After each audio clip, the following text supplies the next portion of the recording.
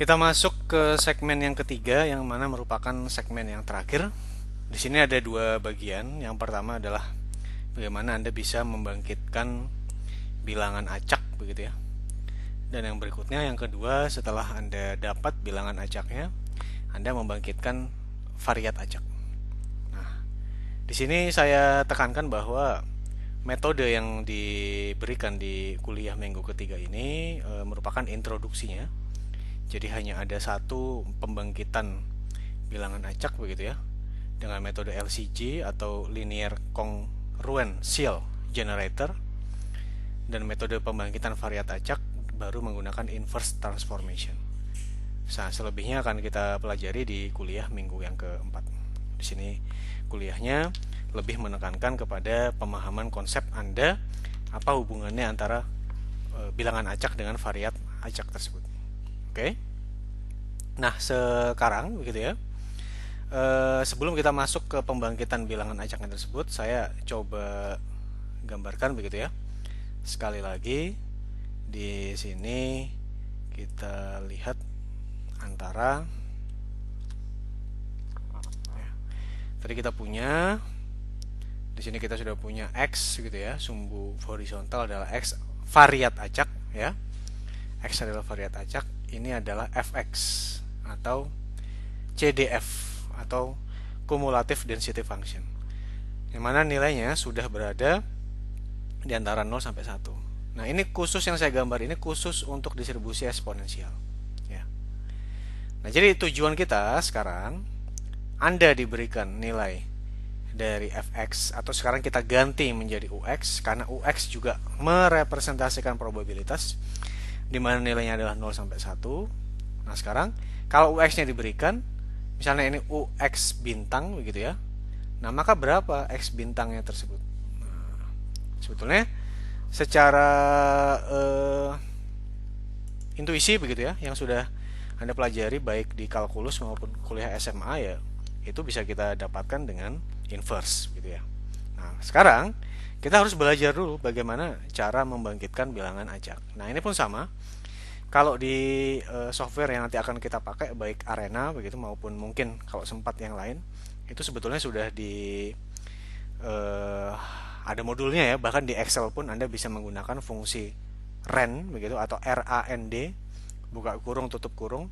Itu pun akan keluar bilangan acak yang nilainya 0 sampai 1. Nah, tapi di sini coba kita lihat begitu ya, seperti apa filosofinya supaya Anda mengerti. Nah, yang pertama kita coba tekankan betul dua properti atau dua sifat dari bilangan acak. Yang pertama, ya, dia berdistribusi uniform gitu, dan uniformnya bukan uniform yang diskrit, tapi uniformnya adalah uniform yang kontinu. Ya. Apa distribusi uniform? Berarti peluang untuk setiap nilai ya atau peluang untuk setiap kelas itu adalah sama saja, tergantung dari jumlah kelasnya. Ya. Dimana kalau Anda cari begitu secara literatur ya, Fx-nya bisa kita identifikasi seperti ini, atau satu per jumlah kelas juga bisa ya. Nah, dia harus bernilai 0 sampai 1 dan berdistribusi uniform. Artinya kalau Anda mau mengecek betul ya, mengecek betul apakah bilangan acak yang baru Anda bangkitkan tersebut memang dia distribusinya adalah distribusi uniform, Anda juga bisa menggunakan goodness of fit. Anda cek dari bilangan-bilangan acak yang Anda bangkitkan tersebut, cek dengan goodness of fit dengan prosedur yang sama, apakah memang dia distribusinya adalah distribusi uniform. Oke? Yang berikutnya adalah sesuai dengan namanya, bilangan acak itu haruslah acak. Nah, bagaimana membuktikan keacakannya ini? Nah, di dalam statistika industri kita sudah pelajari di bagian-bagian akhir pada saat Anda belajar statistika non parametrik begitu ya. Di sini untuk mengecek keacakan dari sebuah data, Anda dapat menggunakan yang disebut sebagai run test ya. Nah, di mana dia merupakan salah satu tes yang sifatnya non parametrik. Oke. Ini adalah, kalau yang ini tidak saya jelaskan lagi karena masalah goodness of fit-nya sudah Anda pelajari pada video segmen pertama tadi ya, dan saya rasa sangat jelas gitu. Anda tinggal mengubah bagaimana prosedurnya kalau yang awalnya kita pakai untuk mengetes distribusi eksponensial, sekarang coba kita pakai untuk mengetes distribusi uniform gitu ya. Nah, coba kita lihat sekarang, coba kita bahas rantes yang akan dibahas untuk properti yang kedua ya. Sebelum kita belajar juga bagaimana cara membangkitkan bilangan acaknya tersebut, kita belajar propertinya dulu. Oke. H0-nya adalah sequence ya, atau data, atau berarti dalam hal ini bilangan acak, itu adalah acak. H1-nya di sini adalah bilangan acaknya tersebut tidak acak. Anda perlu membandingkan dengan level of significance yang ada di tabel begitu. Kalau tidak salah nomor A19 yang ada di buku Walpole ya. Anda menggunakan tes statistiknya adalah V, adalah jumlah dari runs-nya. Runs-nya itu apa? Nanti coba akan saya jelaskan ya. Kemudian Anda melakukan proses komputasi ya. Jadi untuk sampelnya tersebut Anda mencari nilai rata-ratanya ya. Untuk setiap pengukuran Anda memberikan nilai plus jika dia lebih besar dari rata-rata tersebut, dan Anda memberikan nilai negatif jika nilainya kurang dari rata-rata tersebut. Kemudian Anda menghitung nilai V kecilnya adalah jumlah run-nya tersebut, dan nilai N1 dan N2, yang mana dia adalah jumlah dari pengukuran yang ada di atas rata-rata dan di bawah rata-rata. Dimana kalau Anda jumlahkan ya, nilai dari N1 dan N2-nya tersebut begitu ya, dia akan sama dengan N tentu saja, atau sama dengan jumlah data. Nah, kemudian Anda menghitung nilai probabilitasnya, yaitu probabilitas nilai dari V atau variabel random yang dipakai dalam pengujian rantesnya tersebut lebih besar sama dengan dari V kritis ya. Nah, kalau nilai P value-nya tersebut ya, artinya di sini begitu, ini tuh merupakan batas minimal gitu ya. Batas minimal nilai runs-nya yang dapat di batas maksimal apa tuh namanya? Batas maksimal ya, batas maksimal yang nilai runs-nya yang diizinkan supaya kita bisa bilang bahwa datanya tersebut masih acak begitu ya. Nah, kalau di sini nilai P-nya lebih besar daripada alpha, ini P value-nya, maka Anda bisa bilang bahwa datanya tersebut atau variabel atau bilangan acaknya tersebut memang sifatnya acak. Oke? Nah, itu adalah propertinya, dan tadi kita sampaikan bahwa itu adalah untuk menguji apakah memang dia acak atau tidak. Nah, berikutnya adalah bagaimana kemudian caranya sendiri dalam membangkitkan bilangan acak. Kalau di Excel mudah sekali, Anda bisa menggunakan fungsi run begitu ya.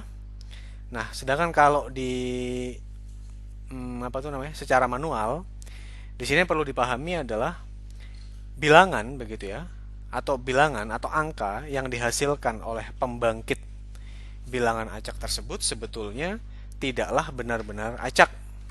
Kalau acak itu kan ya benar-benar random begitu. Tetapi di sini apa yang terjadi? Pembangkitnya tersebut dapat menghasilkan urutan begitu ya, atau nilai yang sama setelah beberapa sequence. Sequence itu berarti adalah beberapa tahap begitu ya. Jadi katakanlah kalau ada 100 begitu, mungkin setelah angka yang ke-25 itu sudah sama seperti angka yang pertama lagi. Atau mungkin setelah angka ke-40 sudah sama seperti angka yang lainnya lagi. Artinya bagaimana? Kalau kita lihat, kalau yang bagus begitu ya, misalnya kita lihat ya, kalau yang bagus, kalau misalnya kita punya bilangan acak dari bilangan 1 sampai 100 itu nilainya itu unik. Dan dari pertama, kedua, ketiga sampai ke 100 tidak ada yang beda. Nah, tapi itu agak sulit dicapai. Biasanya setelah katakanlah 25, ini 50, ini 75, sebetulnya streamnya itu sama-sama kata kita sebut stream A gitu ya. Urutannya sama, angkanya pun sama. Karena Anda bilang, kalau seperti itu berarti tidak benar-benar acak ya, betul. Tapi itu masih cukup bagus ya. Sehingga itu disebut sebagai pembangkit yang disebut sebagai pseudo random ya. Nah, tentu saja yang pembangkit bilangan acak yang pseudo tersebut dia dapat menghasilkan sequence begitu ya. Dapat menghasilkan sequence atau urutan begitu ya. Yang mana dia cukup panjang begitu. Artinya katakanlah baru bukan berarti 5 bilangan acak sudah beres gitu ya. 6 bilangan acak sudah beres dan seterusnya ya. Nah, yang penting ada apa panjangnya itu berapa banyak, terus terang saya juga tidak terlalu mengetahui ya secara konsensus. Cuma kalau secara praktikal begitu ya, tetap patokannya adalah selama dia diuji dengan dua propertinya tadi ya. Yang pertama adalah dia memang berdistribusi uniform begitu ya. Dan yang kedua, dia memang acak diuji dengan rantes ya, berarti memang dia sudah dapat dipenuhi. Nah, salah satu metode ya, saya ulang ya, ini merupakan salah satu metode dan metode ini akan dibahas lebih detail di kuliah minggu keempat begitu ya. Itu adalah yang disebut sebagai linear congruential generators ya. Nah, ini merupakan metode yang paling umum yang dipakai kalau di bidang simulasi komputer ini untuk membangkitkan bilangan acak. Nah, dengan menggunakan LCG ini Anda dapat menghasilkan nilai Z yang mana Z-nya itu adalah dia berupa integer begitu ya. Dapat berupa integer yang dia dapat didefinisikan dengan cara bahwa nilai dari ZI-nya itu ya, I itu adalah streamnya. Jadi kalau Anda mau membangkitkan 100 buah bilangan acak ya berarti harus ada I1, 2, 3 sampai 100 begitu. Ya. Nilai ZI-nya sama dengan nilai A. A-nya itu kita sebut sebagai multiplier atau nilai pengali dikalikan dengan nilai ZI pada stream sebelumnya. Jadi kalau kita berada pada Z2 ya berarti dikalikan dengan A Z1 ditambah C. C adalah incrementnya, kemudian modulus. Modulus adalah sisa ya. Berarti adalah sisanya. Kalau kita lihat di sini M-nya adalah modulusnya. Maka Anda membutuhkan 4 buah parameter ini. Yang pertama adalah nilai A-nya, multipliernya. Yang berikutnya adalah nilai C-nya atau nilai incrementnya. Yang berikutnya adalah nilai M-nya atau nilai modulusnya. Dan Anda juga membutuhkan berapa nilai bibit awalnya tadi atau seed-nya tadi. Dimana kita punya ketentuan bahwa A, C, dan M dan juga Z0 ya. Itu harus integer dan lebih besar dari 0. Tidak boleh sama dengan 0. Oke?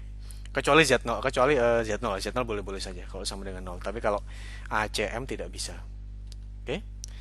Nah, otomatis kalau dengan cara seperti itu ya, maka di sini minggu depan akan kita bahas mengapa persamaan ini terjadi begitu ya. Cuma kalau sekarang yang bisa saya sampaikan kurang lebih ya, dengan mekanisme yang demikian, maka nilai dari ZI-nya tersebut dia akan dibatasi begitu ya.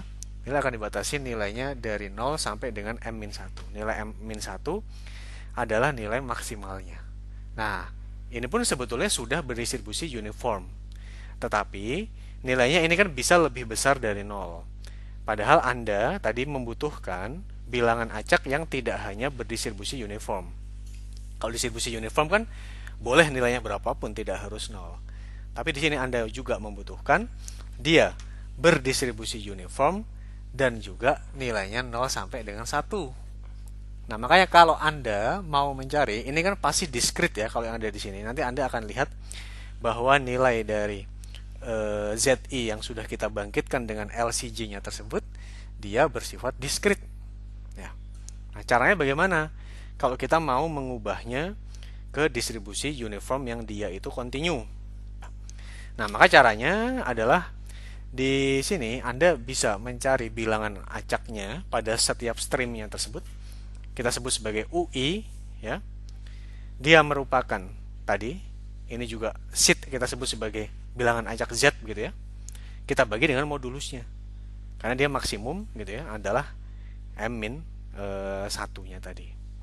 Di sini kalau kita lihat, maka misalnya katakanlah Anda dapat M-nya 15 begitu ya. Kalau ini adalah 7 ya berarti bilangan acaknya adalah 7/15. Itu adalah cara kita ya. Cara kita untuk mendefinisikan atau membangkitkan bilangan acak dengan metode LCG. Ya. Nah, tentu dengan demikian ya, ini juga akan kita banyak bahas di kuliah di minggu yang akan datang.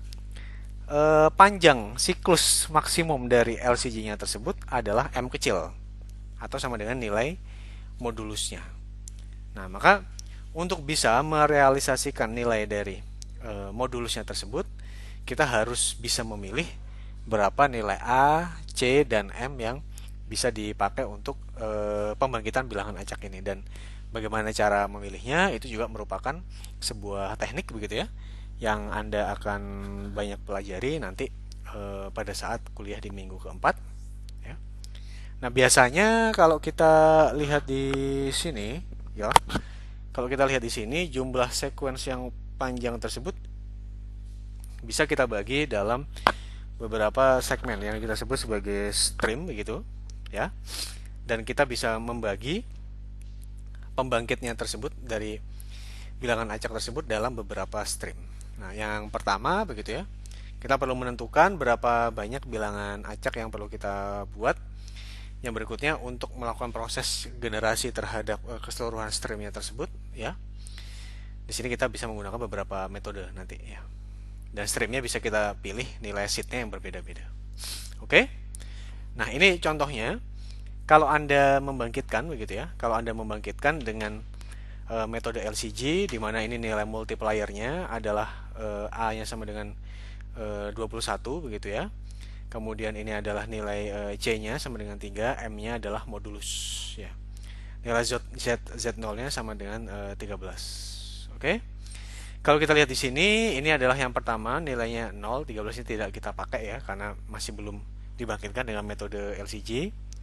Yang pertama begitu, caranya bagaimana? Tadi kalau Anda lihat formulanya adalah dari modulus AZI-1 plus C ya.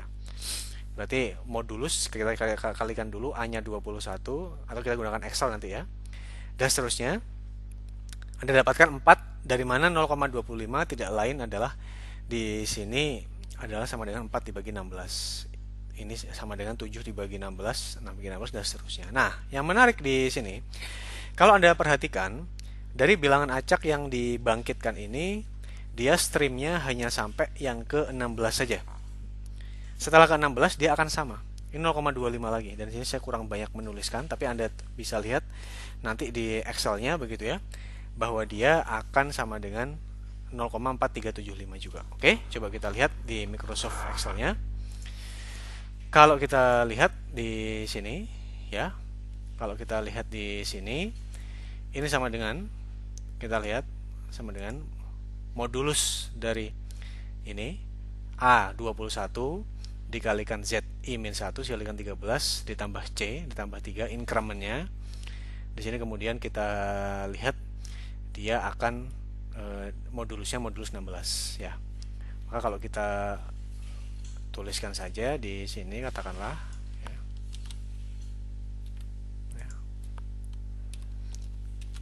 lihat berapa sih 21 ditambah dikalikan 13 ditambah C itu kan adalah 276 ya. 276 kalau kita bagi dengan modulus gitu, 276 kita bagi dengan 16 dia akan sama dengan 17. Nah, gini aja maksudnya. 17 kalau kita kalikan dengan 16 adalah 272, maka modulus kan sisanya berarti 4 ya. Nah, caranya seterusnya demikian. Ini konsep yang dasar sekali dalam dalam komputasi. Nah, kemudian kalau kita lihat di sini, maka selebihnya pun sama ya. Ini adalah berarti 21 dikalikan kemudian 4 ditambah 3 modulus 16 dan seterusnya. Nah, ini tadi yang mau saya sampaikan. Ini di setelah 17 18 begitu ya. Setelah 17 18 di sini Anda tetap sama 0,25, 0,4375 juga sama. Nah, tugas Anda, dari sini saya baru contohkan, tugas Anda adalah meneruskan ini sampai ke 100 gitu ya. Silahkan. Dan ini saya rasa mudah sekali. Nah, selanjutnya kita coba ya. Ini ada pertanyaan yang keempat sebelum saya jelaskan mengenai apa yang ada di slide ini. Di pertanyaan yang keempat ini, dari 100 buah bilangan acak ini, Anda harus mengecek apakah betul begitu ya. Apakah betul dia mengikuti distribusi uniform continue. Ya, itu pertanyaan yang harus Anda jawab. Bagaimana caranya? Ya, silahkan dipikirkan. Tadi hintnya sudah saya belikan, bukan hint lagi, bahkan sudah sangat jelas menurut saya ya tunjuknya. Jadi silakan 100 ini Anda uji apakah memang dia berdistribusi uniform. Oke? Nah, kemudian kalau itu untuk properti yang pertama ya. Ingat, kita punya dua properti. Properti yang pertama adalah dia berdistribusi uniform, angkanya 0,1. Kalau 0 sampai 1 bukan 0,1. Kalau 0,1 kan sudah kita bisa lihat di sini tidak ada yang nilainya yang negatif begitu ya, dan tidak ada yang nilainya yang lebih dari 1. Semuanya depannya 0, ya.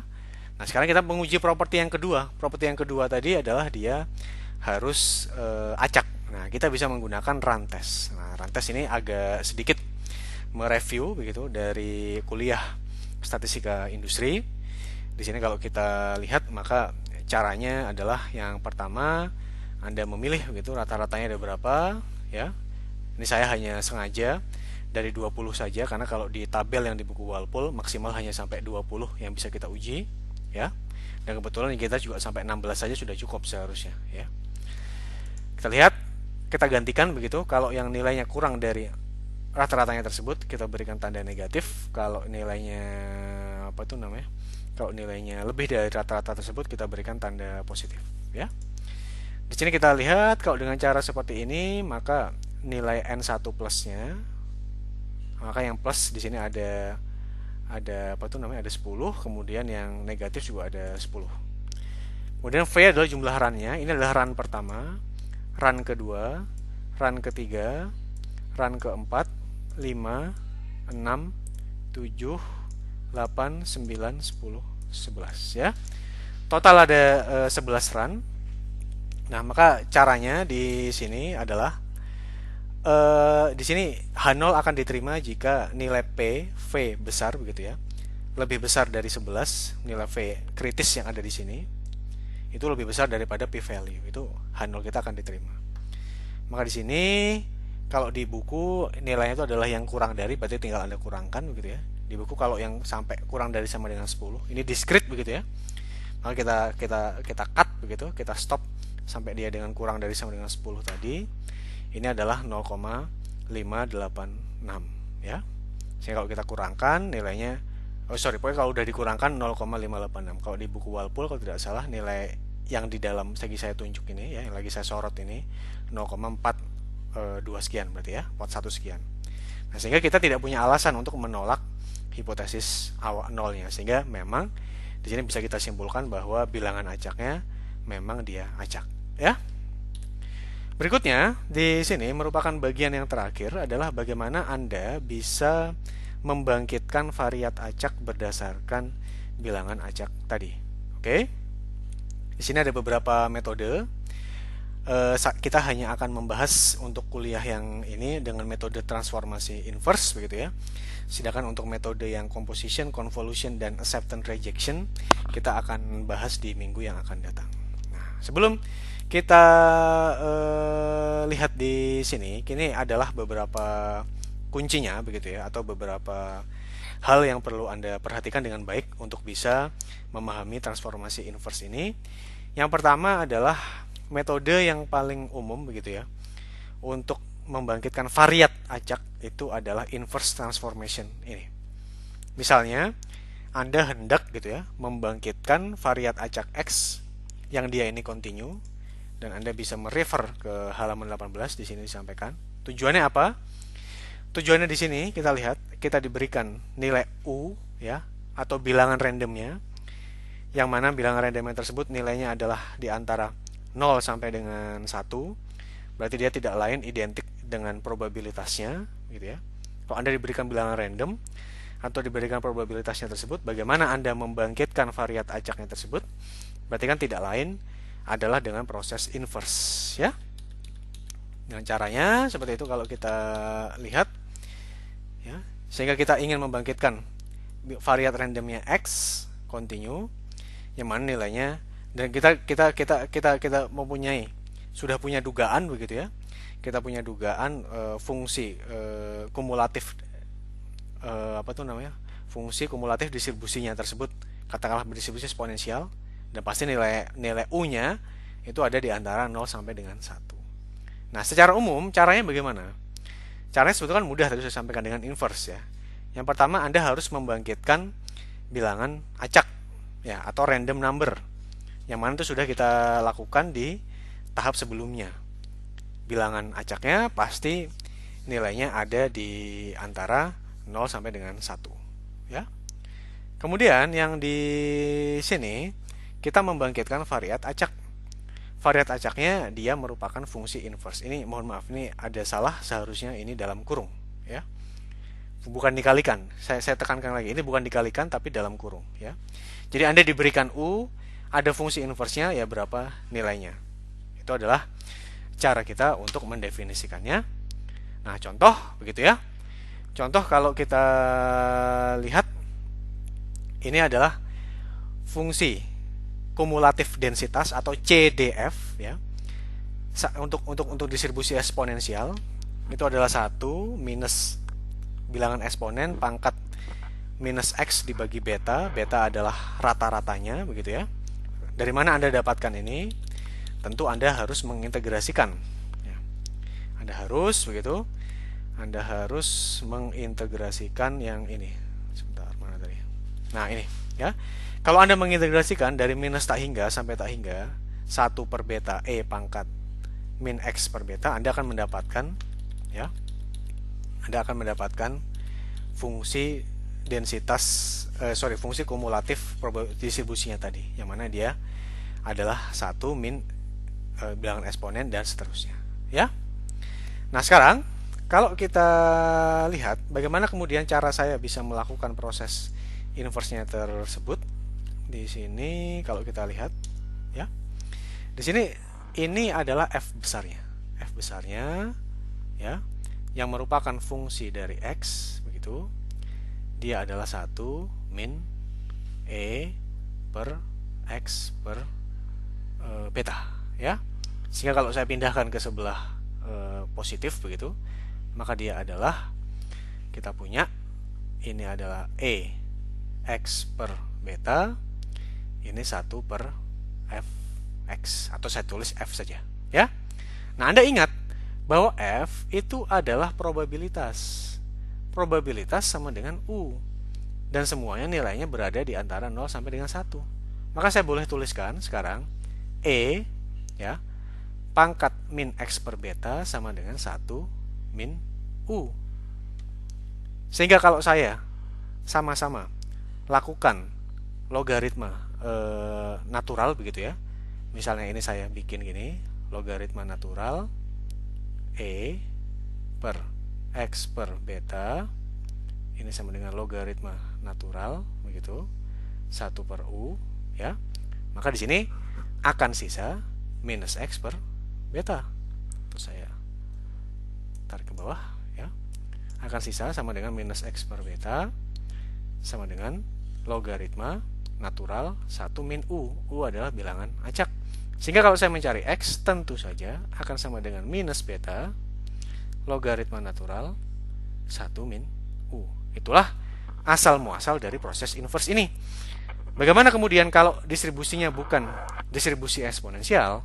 Ya tentu saja Anda harus melakukan proses inverse-nya. Nah, tapi dalam buku itu sudah ada beberapa petunjuknya. Nah, ini dulu waktu saya mahasiswa, saya melakukan beberapa proses inverse ya, untuk proses untuk tugas besar waktu itu ada kuliah namanya logika pemrograman. Oke.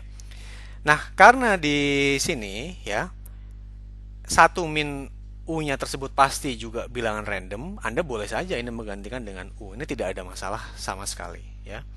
Jadi di sini kalau kita lihat itu hanya masalah matematikanya saja. Kalau Anda menggantikan ini dengan U-nya, Anda juga tetap akan mendapatkan variat random yang sesuai dengan distribusi yang Anda bangkitkan itu.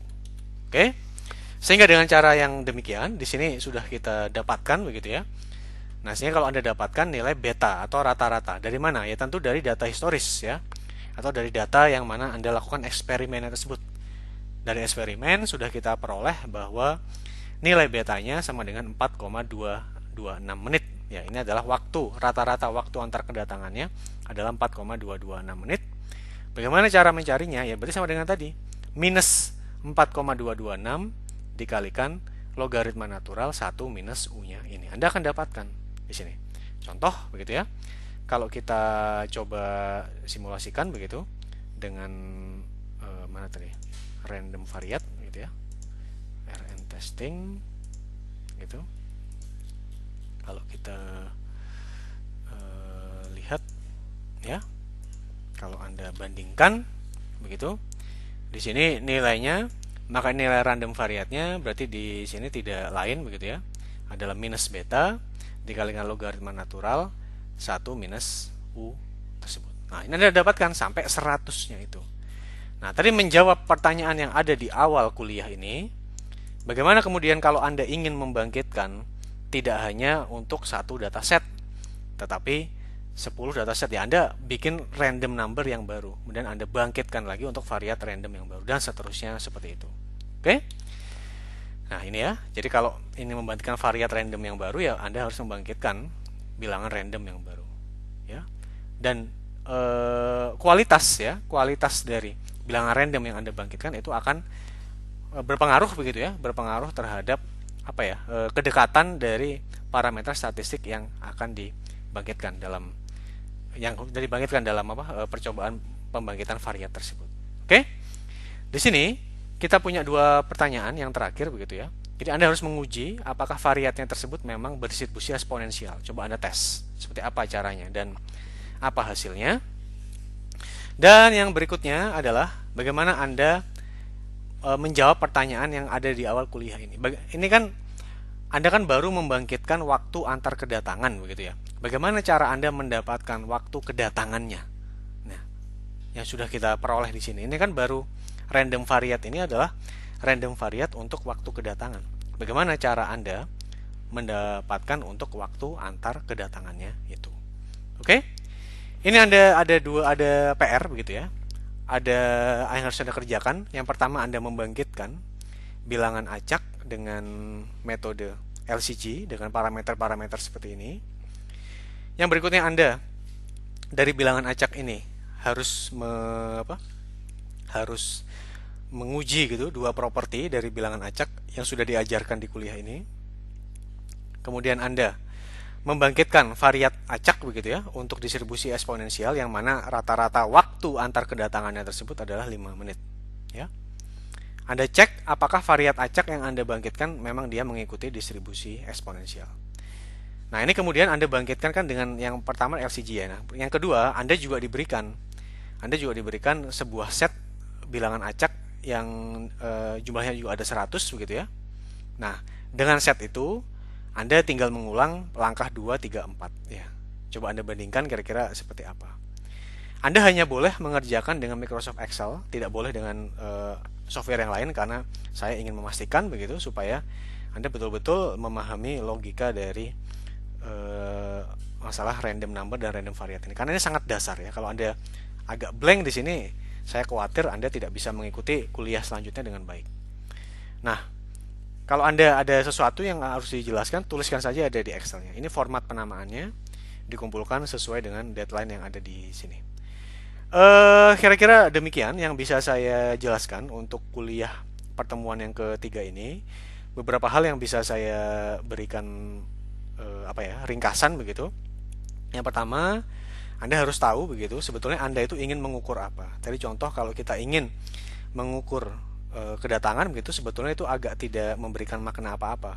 Yang lebih memberikan makna adalah waktu antar kedatangannya. Kemudian kalau sudah mengukurnya, Anda yang langkah berikutnya adalah Anda harus tahu begitu ya, dia mengikuti distribusi apa. Nah, di situ Anda bisa menggunakan beberapa jenis pengujian distribusi.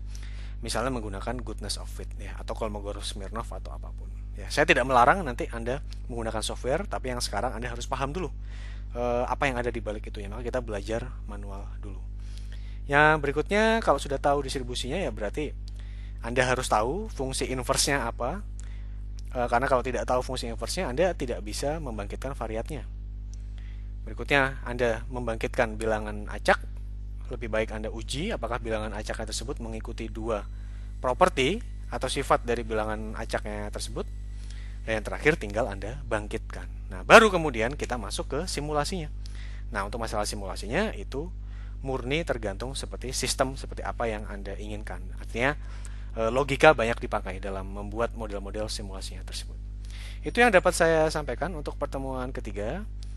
Selanjutnya adalah silahkan dipelajari baik-baik. Jika ada yang tidak mengerti silahkan diulang atau baca textbooknya. Saya akhiri. Assalamualaikum warahmatullahi wabarakatuh. Selamat pagi, selamat siang, atau selamat sore, dan selamat belajar.